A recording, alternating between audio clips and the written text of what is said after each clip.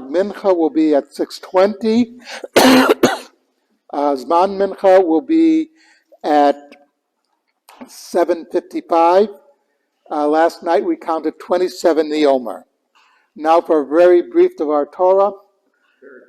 As we know, we start off the parsha talking about the conditions to have a Kohen and a Kohen Gadol, what not only their physical but also their spiritual purity. And we end with the admonition against desecrating Hashem's name, desecration of God's name. And the two are really tied together.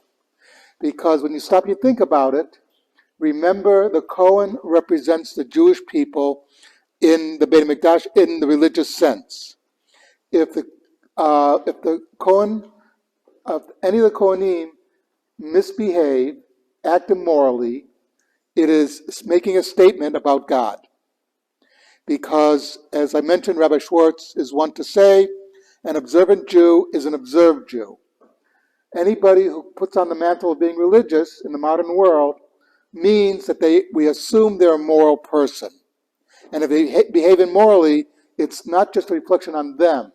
It's a reflection on what they represent. Very famous story of Lahavdil, Billy Graham. If you ever notice in his long history of being an evangelical preacher, he was never accused of any sexual impropriety.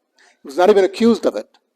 And when they asked him how he could account for that, he said he followed the Jewish laws of Yichud, that he was never alone with a woman in a room with a closed door, and that way he could never be accused of any sexual impropriety. And the reporter was talking to him and said, "But Reverend Graham, you of all people, you're so..." And he said, "Believe me, before I was a reverend, I was a man." Making a statement that he knew his own foibles.